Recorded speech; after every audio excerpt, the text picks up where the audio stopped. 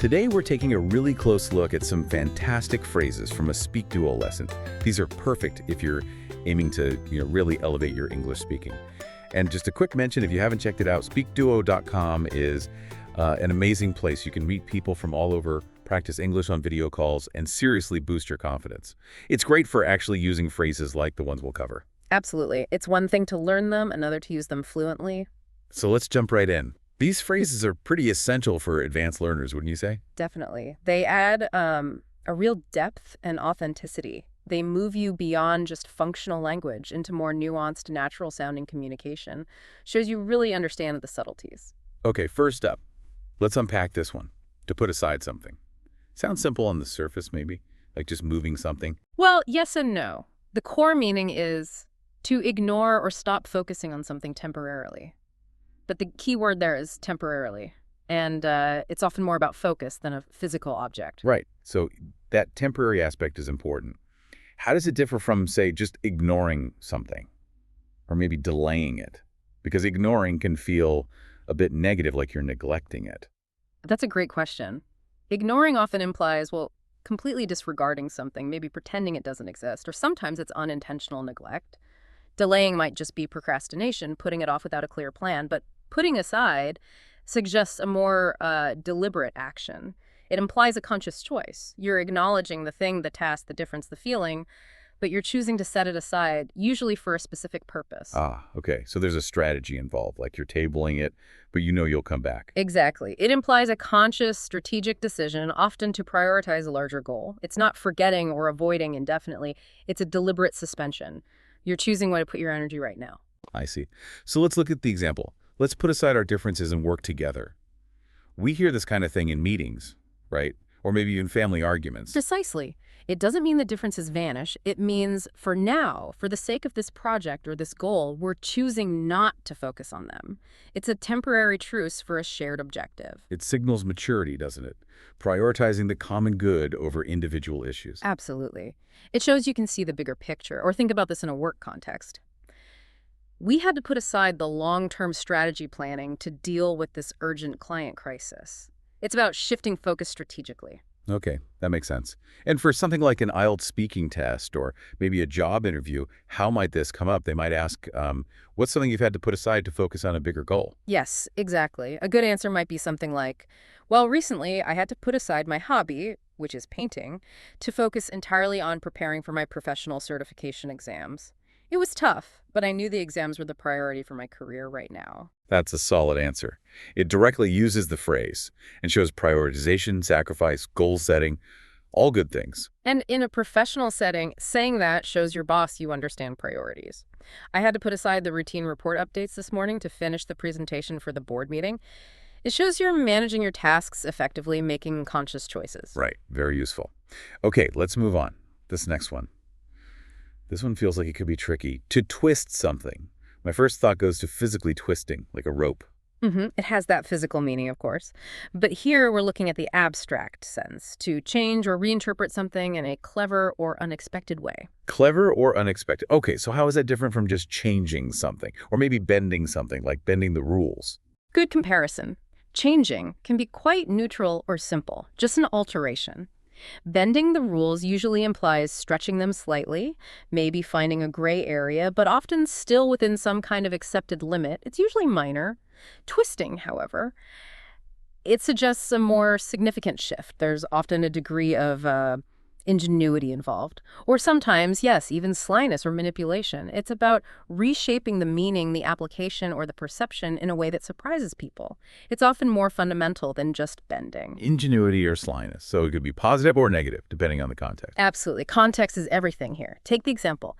He twisted the rules to make the game more fun. That sounds positive, right? Creative. Maybe they found a loophole or reinterpreted a rule playfully. Yeah, making it better. Not cheating, just adapting creatively. Yes, exactly. But you could also have, she twisted his words to make him sound unreasonable. That's clearly negative. It implies distorting the original meaning for a manipulative purpose. Okay, I see the duality. So in a work context, or maybe an IELTS question about creativity or problem solving, they might ask, have you ever had to twist a rule to make something work? Yeah, that's plausible. A positive example could be, well, the project brief was quite rigid, but we managed to, let's say, twist the interpretation of one requirement slightly to incorporate a really innovative feature that the client ended up loving. We didn't break the core rules, but we found a creative angle. That shows initiative, doesn't it? Resourcefulness. Finding a clever way within the system. Precisely. It demonstrates you can think outside the box, find unconventional solutions. Knowing this phrase lets you describe that kind of clever workaround or reinterpretation effectively, whether it's in a story about problem solving or discussing innovation. Very neat. Okay, next one. To backfire. Oh boy, I think we've all experienced this one. That moment when your great idea it goes completely wrong. Yes. It's a very relatable experience. The meaning is to have the opposite effect of what was intended, usually a negative one. The opposite effect. That seems key. So it's not just that the plan failed or didn't work. Exactly. Failure is just lack of success. A plan might fail because it was flawed or circumstances changed, but backfire implies that the action you took actually produced an outcome contrary to your goal. The effort itself led to a worse or opposite result. So it's like your actions actively worked against you. Pretty much. It captures that irony, where your attempt to make things better somehow makes them demonstrably worse or achieves the exact opposite of what you wanted. It often implies unintended consequences that are directly linked to the initial action. It's an active reversal. Right. Like the example. His plan to surprise her completely backfired when she saw the surprise party preparations and assumed he was planning to leave her.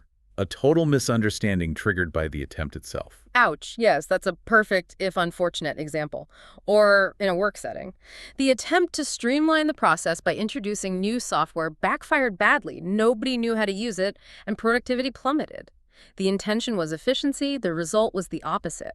So it's often ironic, sometimes even a bit darkly humorous, depending on the situation. How about in an IELTS or work discussion context? Have you ever had a plan that backfired? It's a great opportunity to show learning from mistakes, you could say.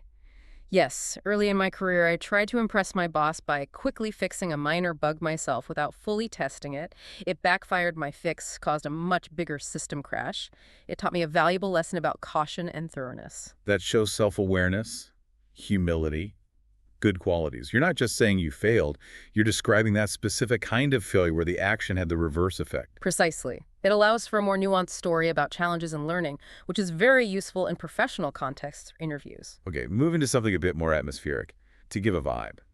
This feels very contemporary. People say this a lot. They do. It's become quite common. The collocation means to create a certain atmosphere or emotional feeling. It's about the feeling something projects or emanates. Right, what it projects. So how is that different from just saying, I feel happy, or the place has a nice mood? Is vibe more about the external impression? I think so. Feeling is usually your internal state. Mood can be internal or describe an atmosphere, but giving a vibe specifically focuses on what something emanates, what it communicates nonverbally. It's the overall sensory impression or, well, the vibration you pick up from a person, place, song, whatever it is. So it's about the unspoken signals, the overall feeling you get. Exactly. It's often intuitive. Think about how subtle cues, lighting, music, decor, even the way people interact combine to create a feeling. To give a vibe captures that holistic sense of atmosphere or emotional resonance that something puts out there for others to perceive. It's less direct than stating an emotion. Got it. Like the example, that song gives such a nostalgic vibe. The song itself projects nostalgia, right? Through its sound or lyrics. It's not just that I feel nostalgic listening to it. Precisely. The song is the source of the vibe. Or you could say, the new cafe downtown gives off a really relaxed, cozy vibe. It describes the atmosphere the place actively creates through its design, music, service, etc. Makes sense. And for IELTS, maybe describing a place or a piece of art, what song or movie gives you a comforting vibe? Yeah, that's a perfect application. An answer like, for me, the movie Paddington 2 always gives a really warm, comforting vibe. It just feels wholesome and positive. It's expressive, it's natural. It sounds much more sophisticated than just saying, it makes me feel good. It does. And in fields like design, marketing, or even discussing workplace culture, talking about the vibe is really important. We want the new office space to give off a collaborative and energetic vibe. It conveys a complex feeling efficiently. Okay, next idiom. To be over the top. I definitely hear this one used for things that are just a bit much. That's exactly it. It means excessive, exaggerated, or too dramatic. It implies something goes beyond what's considered normal, reasonable, or appropriate. beyond reasonable limits. So it's not just big or unusual. A huge party could be big, but maybe not over the top if it's, say, a royal wedding. But a huge party for your cat's birthday might be. Might be considered over the top by some, yes. Big is about scale. Unusual is about frequency. Over the top carries a judgment. It suggests excessiveness, a lack of proportion or restraint that makes it seem ridiculous, ostentatious, or inappropriate for the context. So it's often tied to social norms or expectations. What's considered too much? Often, yes. It's when something crosses that invisible line from being impressive or different to being just, unnecessarily extravagant or dramatic. It implies a level of showiness or intensity that feels disproportionate. Right. Like the example. His reaction to winning the lottery was understandable, but renting a private jet just to fly over his house felt a bit over the top. Yeah. The reaction itself is fine, but the action crosses into excessive. Exactly. Or think about decorations. Putting up a few Christmas lights is festive, but covering every inch of your house and yard with flashing Santas might be seen as over the top. It's about that sense of excess. How about describing people's behavior? Her constant complaining about tiny issues felt really over the top. Perfect example. It describes an exaggerated emotional response. So for IELTS or just chatting, maybe about fashion, can you name a fashion trend that felt over the top to you? Oh, easy. Yeah. Those massive platform sneakers from the 90s definitely felt a bit over the top, especially for everyday wear. They were more like costumes. Exactly. It's a great way to express a mild criticism or personal opinion about trends, behavior, decoration, anything where excess is involved. It shows you can make judgments about appropriateness. Okay, this next one might resonate with a few listeners. To be a people pleaser. It sounds nice initially, doesn't it? Pleasing people. It does sound positive on the surface, but the definition is specific. Someone who tries too hard to make others happy, often at their own expense. Those qualifiers are crucial. Too hard. And at their own expense. So it's not just being polite or helpful. What's the key difference? Politeness is about social grace. Helpfulness is about offering support. Being a people pleaser describes a pattern of behavior where prioritizing others' happiness becomes compulsive, overriding your own needs, boundaries, and well-being. There's often an underlying fear of disapproval or conflict. So it implies an imbalance, where you're constantly giving, maybe to your own detriment. Precisely. It raises questions about boundaries and self-worth. It's not just about being nice, it's about a potential inability to say no, leading to exhaustion, resentment, and maybe even losing sight of your own needs because you're so focused on managing others' perceptions or feelings. It's kindness taken to an unhealthy extreme. That's a really important distinction. The example sentence illustrates it well. She's such a people pleaser, she always says yes, even when she's exhausted. You can almost feel the burnout in that description. You can. It highlights the internal conflict and the cost to the individual. They might feel trapped in that role, unable to set boundaries without feeling guilty. So, in an IELTS context, talking about personality, do you consider yourself a people pleaser? That's a common type of self-reflection question. A thoughtful answer could be, I used to be more of a people pleaser, always wanting to avoid conflict. I found it hard to say no, but I've learned that setting healthy boundaries is actually better for everyone in the long run, even though it's still something I work on. That shows self-awareness and growth. Exactly. And in a work context, while being agreeable is good, being an extreme people pleaser can lead to taking on too much, missing deadlines for your own work, and burnout. So understanding this trait is important for managing workload and expectations. Very true. Okay, let's shift gears to something a bit more intuitive. To have a sixth sense, beyond the usual 5 senses. Yes, this idiom means to have an intuitive ability to sense things others cannot.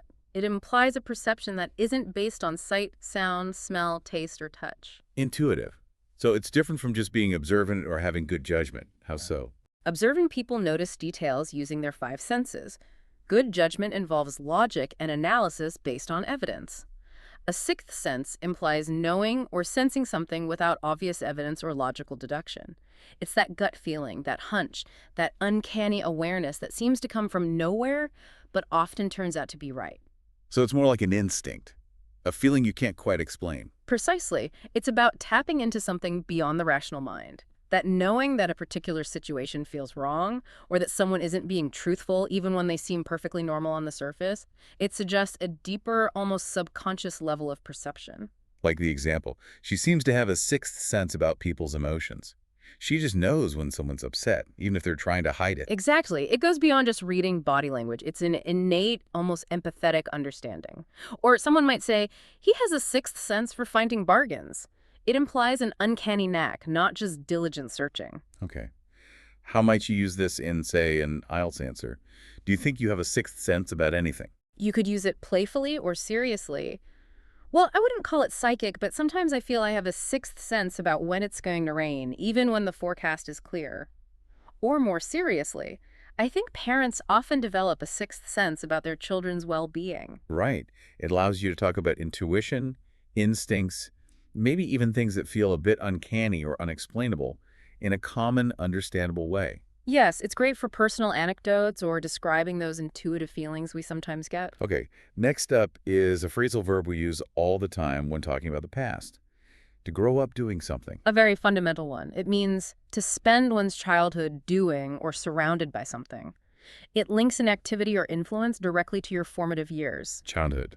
Formative years. So it's stronger than just saying, I learned piano as a child, Mhm. or I started swimming early. Much stronger. Learning as a child could be brief. Starting early just marks the beginning. Growing up doing something implies it was a consistent, significant part of your environment throughout childhood. It suggests prolonged exposure that deeply shaped your interests, skills, or even your personality. It was part of the fabric of your childhood. So it's about the environment really embedding that thing in you. Exactly. It connects directly to how our upbringing shapes us. If you grew up speaking 2 languages, it means bilingualism was a natural, constant part of your childhood environment, not something you just studied for a few years. It suggests deep immersion and influence during those key developmental years. That makes perfect sense. Like the example, I grew up listening to jazz. It immediately paints a picture, doesn't it? A house filled with jazz music, parents who loved it. It implies a deep early connection. It does. It conveys much more than, I liked jazz when I was young, or she grew up riding horses, suggesting it was a central activity, perhaps living near stables or having a family involved with horses. It implies it's deeply ingrained. So for an IELTS question like, what's something you grew up loving? It's the perfect phrase to use. Oh, I grew up loving science fiction. My dad had shelves full of sci-fi books, and we watched all the classic shows together. It was a huge part of my childhood. It immediately establishes that deep, formative connection. Yeah, it's fantastic for talking about background, influences, hobbies, anything rooted in your childhood in a really engaging way. Definitely a core phrase for personal narratives. And finally, an adjective for when something is truly special. To be exquisite. Just saying the word feels elegant. It does have that quality. It means extremely beautiful, delicate, or excellent. It's reserved for things of the highest quality or beauty. Extremely delicate. Excellent. So it's way beyond just beautiful or nice. What's the extra layer? Nice is bland, beautiful is strong, but exquisite adds intensity, extremely beautiful. And it often implies more than just visual appeal. It suggests exceptional craftsmanship, refined taste, delicate detail, or superior quality. There's a sense of perfection and rarity about it. So it implies a high level of artistry or perfection, something that really stands out. Yes, it prompts you to appreciate the fine details, the skill involved, or the sheer perfection of something. It elevates the description, signaling that this isn't just good, it's outstanding, often in a delicate or intricate way. It's for things that inspire awe or deep admiration. Okay, like the example. The painting was absolutely exquisite. You'd use that for a masterpiece, right? Not just any nice picture. Exactly. Or for things like an exquisite piece of lacework, highlighting the delicate skill. Or an exquisite meal, suggesting perfection in flavor and presentation, even nature. The fragile beauty of the orchid was exquisite. It implies a level of refinement. How about in an IELTS answer? Yeah. Have you ever seen something you describe as exquisite? A great opportunity to use elevated language. Yes, I once visited a museum exhibit of Fabergé eggs. The craftsmanship was just exquisite. The intricate details and precious materials were breathtaking. Wow, yeah, that works perfectly. It shows a strong vocabulary and an ability to describe things with precision and appreciation. Exactly. It's useful in critiques, reviews, or any situation where you need to convey exceptional quality or beauty. Fantastic. What a great set of phrases. Okay, now, let's see if we've cemented that understanding. Time for a quick quiz. I'll read the question in 3 options, A, B, and C. Think about it. Maybe pause if you need to. Let's test that recall. First question. What does it mean to put aside something? Is it option A, to hide something from others permanently. Option B, to ignore or postpone something for later. Option C, to finish something earlier than planned. Feel free to pause here if you need to think about the answer. Okay, the correct answer is option B, to ignore or postpone something for later. Remember, it's that conscious, temporary postponement, like putting aside differences to work together or putting aside plans to study. Got it. Second question. What does it mean to twist something? Option A, to alter or reinterpret something creatively. Option B, to damage something accidentally or forcefully. Option C, to bend rules without any consequences.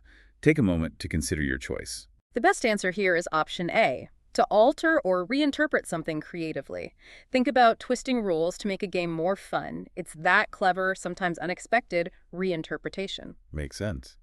Question 3. If a plan backfires, what happens? Option A, it succeeds but with an unexpected twist. Option B, it delays everything with minor consequences. Option C, it results in the opposite of the intended outcome. Pause if you need a moment to decide. And the answer is option C. It results in the opposite of the intended outcome, like trying a quick fix that ends up making the problem much worse. The action achieves the reverse of the goal. Exactly. Question 4. What does it mean to give a vibe? Option A, to convey a certain emotional atmosphere. Option B, to provide direct emotional feedback. Option C, to make someone feel out of place.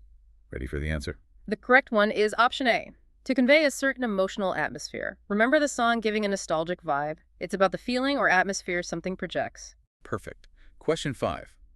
What does over the top mean? Option A, reasonable but slightly unusual behavior. Option B, something extreme, exaggerated, or excessive. Option C, something basic but slightly entertaining. Consider your options carefully. This one is option B, something extreme, exaggerated, or excessive. Like those feathered boots for every day were just too much for the context. Definitely. Question 6. What is a people pleaser? Option A, someone who tries hard to impress critics. Option B, someone who ignores others to protect their own peace. Option C, someone who prioritizes others' happiness over their own. Think about what we discussed. The answer is option C, someone who prioritizes others' happiness over their own, often at their own expense, like saying yes when you're already exhausted. Right. 2 more. Question 7. What does it mean to have a sixth sense? Option A, to intuitively sense things others can't. Option B, to observe what is already obvious to everyone. Option C, to recall vivid memories from childhood. Give it your best shot. It's option A, to intuitively sense things others can't. That gut feeling, that intuitive knowing, like sensing someone's emotions without them saying anything. And the final question, number 8. What does it mean to grow up doing something? Option A, to mature while being surrounded by a certain habit or influence. Option B, to begin a hobby late in life. Option C, to stop doing something from childhood. Last one. And the answer is option A, to mature while being surrounded by a certain habit or influence. Like growing up listening to jazz, it implies that deep, formative experience throughout childhood. Fantastic. Hopefully that quiz helped lock those phrases in. Mastering these really does add a whole new layer to your English, doesn't it? It allows for so much more precision. It absolutely does. These phrases aren't just vocabulary, they're tools for expressing complex thoughts, subtle feelings, and nuanced situations. They show you've moved beyond the basics and can really wield the language effectively, connecting the dots between words and deeper meanings. And don't forget, this deep dive was inspired by a lesson from SpeakDuo. If you want to practice using these phrases in real conversations, build your confidence, and meet other learners, seriously, check out SpeakDuo.com. It's an incredible way to put theory into practice. Couldn't agree more. Practice is key. So here's something to think about as you go about your week. Listen out for these phrases. See if you spot them in conversations, movies, articles, and maybe, just maybe, try using one yourself. See how it feels.